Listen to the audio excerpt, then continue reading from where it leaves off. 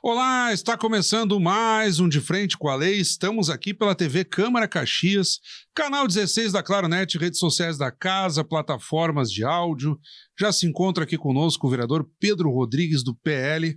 Uma honra tê-lo conosco aqui, vereador. Prazer é meu, Fábio. Muito obrigado pelo convite. É sempre uma satisfação poder estar aqui falando um pouco do nosso trabalho, né? Vereador, recentemente o senhor trouxe um projeto, ele se encontra quase que não em maturação porque ele foi apresentado, mas ainda de forma muito incipiente. E o senhor tenta ampliar, de certo modo, eu vou pedir que o senhor explique melhor a quem nos acompanha, as gratuidades de medicamentos junto à farmácia do município, sobretudo até o aproveitamento de receitas, muitas vezes feitas originalmente para estabelecimentos privados. Isso mesmo, Fábio. E a todos que nos assistem, né? É um projeto que viabiliza, desburocratiza, vamos dizer assim, já que a gente sabe que tem uma demanda muito grande de consultas médicas, né? E principalmente nas consultas especializadas, falta muitas vezes profissionais, e nesse projeto a gente propõe que seja aceito receitas, né, da iniciativa privada, vamos dizer assim, particular, planos de saúde, até mesmo da região, de outros municípios, desde que a pessoa comprove residência aqui em Caxias do Sul. Claro, consultando a tabela, ver se tem disponibilidade do medicamento, já que a gente sabe que existe, né, uma disponibilidade de documento, de medicamento pelo governo federal, né? Porque já existe aquela ferramenta da farmácia popular. Até confesso para o senhor, a minha mulher teve que fazer um controle de pressão alta, e é até interessante, muitos desses medicamentos para pressão alta e algo cardiovascular também, essas medicações fazem parte da lista da farmácia popular. Então, muitas vezes com preço bem baixo, no Exato. sentido que é uma dificuldade que acomete muitas pessoas, né? E cada farmácia ela precisa ter pelo menos uma unidade que trabalhe com farmácia popular, que é o programa do governo federal, abatendo, digamos assim, subsidiando esses medicamentos, né? Exatamente. No privado, no particular, se sabe que tem medicamentos caríssimos, né, Fábio? Por exemplo, que as pessoas não têm condições de comprar remédio que custa mês 5 mil, 10 mil, 20 mil, 30 mil e aí afora. Sim, E que tem os casos de justiça, inclusive, que vai lá, se ganha na justiça, então... Mas tem o gasto para se defender. Exatamente. Né? E daí, então, tem que esperar, a porta de entrada é a UBS. E aí tem que esperar, através da UBS, ser encaminhado para um especialista, esperar essa consulta para só depois, então, chegar no acesso desse medicamento, enquanto, às vezes, a pessoa tem um valor para investir, tem como investir numa consulta particular ou através do seu plano de saúde. Faz a consulta, mas não consegue comprar o medicamento, né? É. Então, é mais nesse sentido aí. E, vereador, o senhor chegou a verificar também com órgãos de classe, por exemplo, vou dar um exemplo, assim, conselho de medicina, conselho de farmácia, porque às vezes até a compra de um medicamento normal numa farmácia privada, sem se valer do público, há rejeição de receita porque digitou, o médico prescreveu o medicamento de referência e não consegue comprar o genérico, deveria ter colocado a substância. Eu já vi situações assim até comigo, de ter que fazer contato com o médico de novo e pedir outra receita porque a farmácia não aceitava daquela forma como estava escrito. Exatamente. A gente não se reuniu ainda, Fábio, com todas as partes, a gente pretende se reunir. É como você falou no começo, é um embrião, é um projeto que está ainda se desenvolvendo e a gente pretende sim, talvez no próximo programa aqui, trazer mais detalhes e, de repente, até possíveis novos projetos para ir adequando e melhorando, se a gente vê que vai funcionar bem, né?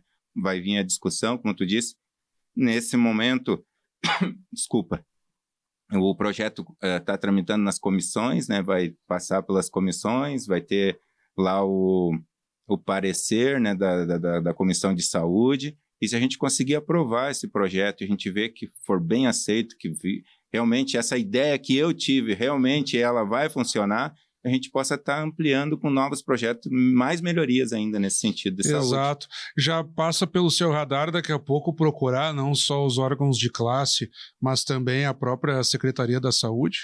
Com certeza. Absolutamente, Fábio. E tu sabe que a área da saúde, eu tenho sido aqui como todos podem acompanhar meu trabalho aqui na Câmara, um vereador assim que tem atuado em várias frentes, né? Embora eu tenha minhas pautas principais, que é do empreendedorismo, que é do automobilismo e também uma frente, né, dos princípios judaico-cristão, que é uma pauta minha que eu trago, embora a gente tenha feito um trabalho em todas as áreas. Inclusive, apresentei projeto para o executivo de robótica, né, na educação, que a gente possa estar ampliando. Eu comecei a perceber que muitos estão ficando desempregados nas nossas metalúrgicas aqui em Caxias, e não é só por uma crise, vamos dizer assim, é a robótica que está entrando e está fazendo, um robô faz por muitas pessoas, ele não almoça, ele não tira férias, ele não para, né, é uma programação. Então, né, embora a saúde é uma pauta que eu tenho trabalhado bastante, eu quero dizer que eu também tenho trabalhado em outras pautas, como de educação, né, saúde, eu posso citar vários projetos e feitos, né, e trabalho, né, de emenda, busca de recurso e tudo mais. Aproveitando que o senhor cita, isso é uma evolução, e digamos assim, tende a crescer ainda mais a substituição da mão de obra tradicional pelas robóticas. Nós aqui, por exemplo, nós temos os cinegrafistas, mas o próprio plenário conta com câmeras robóticas que são por movimentação. São programadas e, digamos assim, manejadas por meio de uma mesa de corte.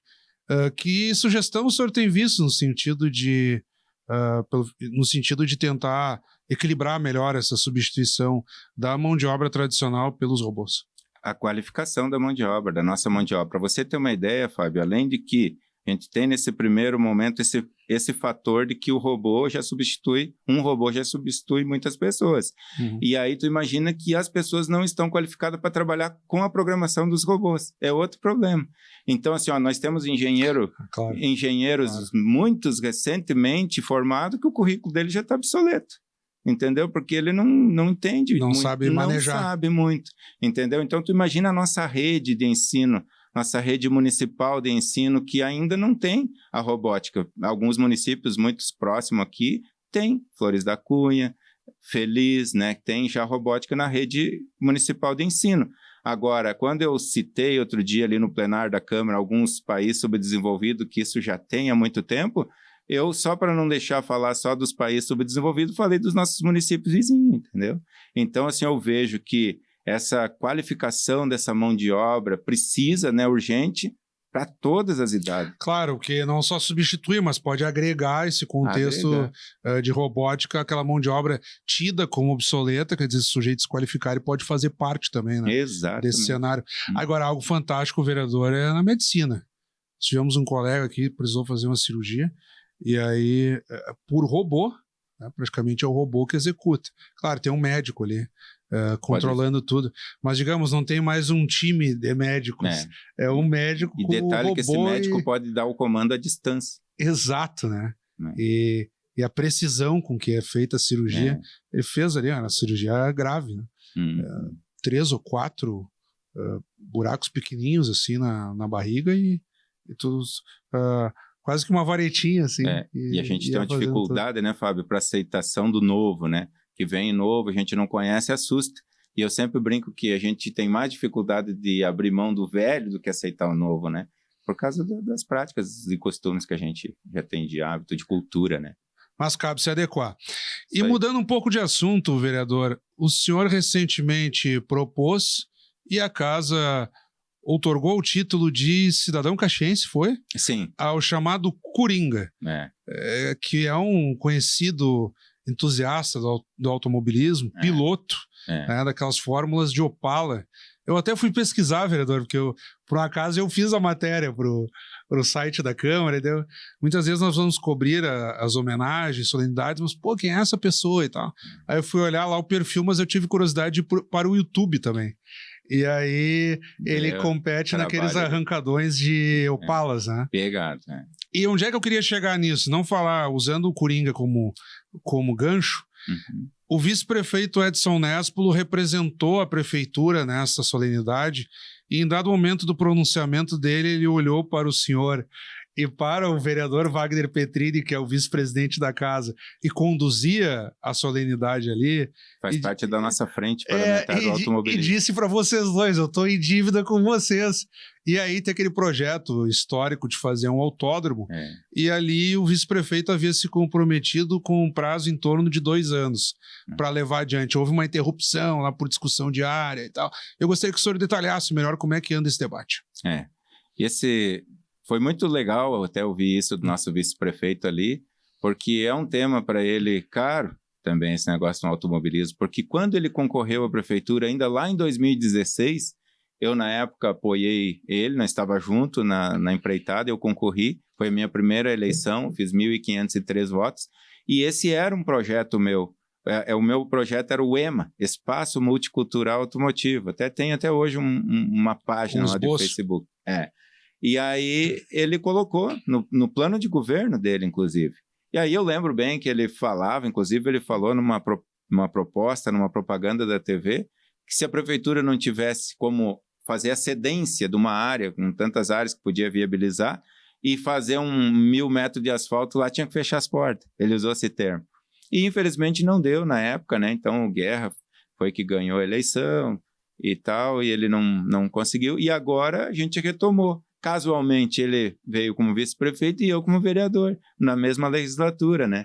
Então a gente retomou, procurei o prefeito Odiló, falei que é um tema, porque eu como empresário da reparação, né, do ramo automotivo, tenho uma empresa, negócio próprio aqui em Caxias desde o ano de 2000, mais precisamente, comecei meu negócio dia 2 de agosto de 2000, então eu tenho esse envolvimento com esse público, com esse meio, e foi uma proposta que na época eu coloquei muito em xeque na minha campanha, diferente da última, que eu levei assim de forma mais suave, mais leve, mas é um comprometimento, eu sou do meio, eu não sou um ativista, assim como o Coringa, né, que é um baita de um profissional, empresário também do ramo automotivo, um amigão, o qual quero mandar um abraço para ele, para o Chacal, que são parceiros, né, eles preparam os carros e vão para a pista. É bonito de ver, se o pessoal puder pesquisar no YouTube, coloca Coringa Opala, alguma coisa do tipo. Opala Metal, olha, de Caxias do Sul. É muito legal de ver. É muito legal. E eles são super profissional nisso, né? Eles não levam de forma assim amadora, eles rematam os títulos, né? Imagina que o Coringa tem mais de 1.500 títulos, troféus. Absurdo. Tu chega na oficina dele, não tem onde botar. Tu vai lá, tu decorou a oficina com de troféu. E vereador, mas o que aconteceu nesse meio do caminho? Porque na legislatura passada, se eu não estou enganado, acho que não é retrasada, acho que é ainda a legislatura passada, o vereador Petrini fez uma audiência pública histórica aqui. Trouxe o Draxler, acho que como é que chama, aqueles carros que fazem arrancadões em Tarumã, coisa descomunal, assim, houve uma exposição desses carros numa sexta-feira à noite em frente à Câmara de Vereadores, e aí a própria associação do setor se comprometeu com o custeio da estrutura automotiva. Caberia só a prefeitura ceder a área. Isso estava praticamente encaminhado e houve uma reprovação da área de ordem ambiental, pelo terreno, enfim. E agora tem uma discussão de talvez até usar outra área. O senhor me colocava aqui antes de irmos ao ar. A área foi, então, na legislatura passada, na outra gestão que foi adquirido, né? E, segundo eles, por questões técnicas e ambientais, não foi possível. Isso seria em Vila Oliva? Lá em Vila Seca. Vila Seca, junto com o Parque Rural. O Parque Rural, exatamente. O Parque Rural continua viabilizado. O Parque Rural continua, inclusive ficou, até onde se sabe, vai ficar com toda a área. Que não seria tanto, porque lá são 62 ou 63 hectares e só 12 era para o automobilismo, 50 já era do Parque Rural. Então, ele só vai acabar que ficou um pouco maior para eles, né? Claro. Mas não dizer assim, como a gente ouviu de alguns aí, que foi botado um valor fora, porque agora não serviu para nada, que vai ficar lá só... Não é por aí. A tradição gaúcha é muito forte aqui em Caxias, eu acho que é um dos municípios do estado que mais tem CTG, até onde eu sei, não vou poder precisar número, mas a gente sabe disso aí. Com certeza.